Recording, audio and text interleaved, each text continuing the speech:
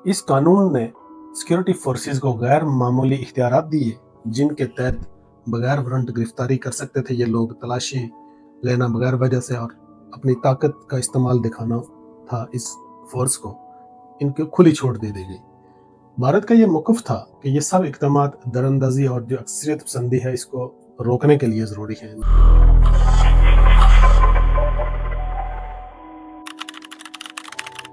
आदाब। कश्मीर पर है, ये मेरी ग़ालिबन 6ठी या 7वीं वीडियो है। इससे पहले हम लोग 88 से 90 तक होने वाली एक्टिविटीज़ को भी डिस्कस कर चुके हैं।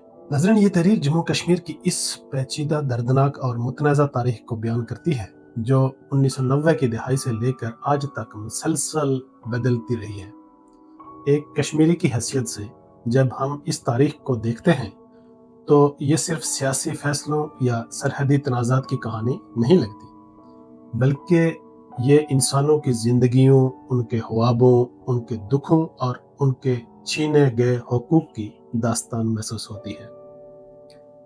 इस पूरे अरसे में जो कुछ भी हुआ, इसमें सिर्फ ताकतवर रियासतों के फैसले ही नहीं थे, बल्कि इन फैसलों के असरात आम शहरियों को, खास करके आम कश्मीरी घरों पर ऐसे मुसल्लत हुए कि इनकी ज़मीन छीन गई, इनकी शनाख्त छीनी गई और इनका सब कुछ ही छीना गया। 1990 की दहाई का आगाज़ कश्मीर में शदीद कशीदगी के साथ हुआ। वादी में मसल्ह तहरीक ने जोर पकड़ा, जिसमें मकामी नौजवान भी शामिल थे और बकौल भारत के सरहद पार से आए हुए लोग भी शामिल थे। हकीकत में वो लोग कश्मीरी ही थे जो पाकिस्तान के ज़ेर इंतज़ाम कश्मीर में जहादी ग्रुप्स के साथ ट्रेनिंग करके जम्मू कश्मीर में जाते थे। इस पर मैं एक अलग वीडियो भी बनाऊंगा कि इन लोगों ने कैसे कश्मीर की तहरीक आज़ादी को बदनाम किया। इस पर मैं एक अलग वीडियो भी आपके सामने रखूंगा। इसके जवाब में जब वो लोग जाना शुरू हो गए तो भारत ने सख्त सिक्योरिटी इक़दामात नाफज किए। गवर्नर राज लगाया गया वहाँ पर और arm forces special power act जो एस्पा था उसको पूरी शिद्दत के साथ, पूरे जोर के साथ नाफज कर दिया कश्मीरियों पर। इस कानून ने सिक्योरिटी फोर्सेस को गैर मामूली इख्तियारात दिए जिनके तहत बगैर वारंट गिरफ्तारी कर सकते थे ये लोग, तलाशी लेना बगैर वजह से और अपनी ताकत का इस्तेमाल दिखाना था इस फोर्स को, इनको खुली छूट दे दी गई। भारत का ये मौक़िफ़ था कि ये सब इक़दामात दरअंदाज़ी और जो अक्सरियत पसंदी है इसको रोकने के लिए ज़रूरी है। मतलब जो वहाँ पे कश्मीरियों की खुद मुख्तार कश्मीर के लिए एक तहरीक चली थी या जिसके पीछे पाकिस्तान या पाकिस्तानी एजेंसियों का हाथ था, उसको कंट्रोल करने के लिए ये कानून नाफज किया गया, ऐसा कहना था भारत का। मगर नाज़रीन, ज़मीनी हकीकत ये बनी कि आम कश्मीरी शहरी इस कश्मकश का सबसे बड़ा निशाना बन गया।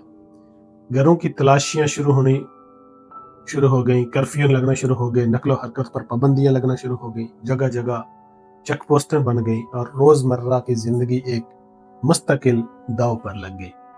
यूं कश्मीरी एक नई चक्की में पीसे जाने लगे। दूसरी तरफ पाकिस्तान के ज़ेर इंतज़ाम इलाकों में भी एक ख़ास नौयत की अज़ियत मौजूद रही।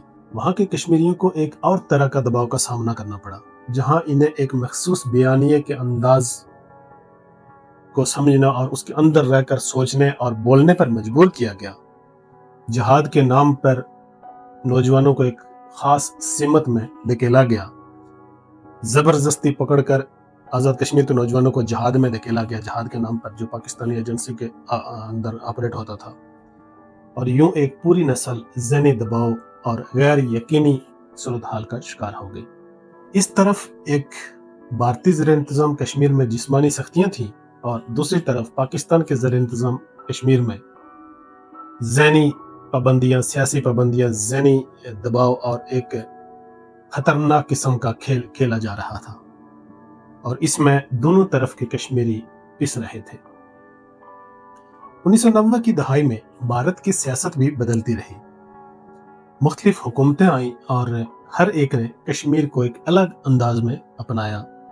जैसे पाकिस्तानी हुकूमतें कश्मीर को एक अपना बयानिया से जोड़ देती हैं, ऐसे भारत भी अपने बयानिए से कश्मीर को जोड़ता रहा। वीपी नरसिम्हा, मुझे खास से याद नहीं है, उसका यही नाम था, उसने एक बयान दिया था कि आसमान हद है। ये जो बयान था ये तकरीबन कश्मीरियों के लिए एक उम्मीद की किरण थी। جبکہ اٹل بہاری واجپئی نے انسانیت، جمہوریت اور کشمیریت کی بات کی، جسے بہت سارے کشمیریوں نے سنجیدگی سے لیا۔ 2003 میں لائن آف کنٹرول پر جنگ بندی کا اعلان ہوا اور یہ وقتی سکون عمل میں لایا گیا۔ لیکن یہاں پہ میں یہ بات بیان کرتا چلوں کہ جب کشمیریوں میں ایک عسکریت پسندی کا بیج بو دیا گیا، کسی اور ملک سے بویا یا جیسے بھی بویا، کشمیری نے خود بویا، اس کے بعد کیا ہوا کہ جو ایک پرامن تحریک تھی کشمیریوں کی، وہ بری طرح سے متاثر ہو گئی۔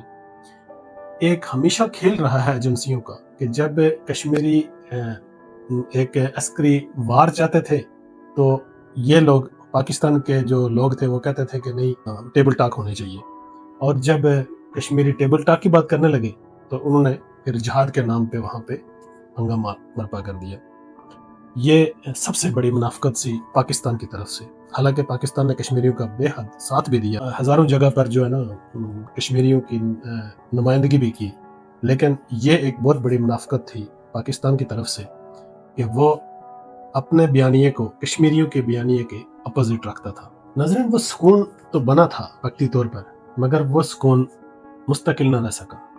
کنٹرول لائن کی دونوں طرف رہنے والے خاندان مسلسل اذیت میں رہے۔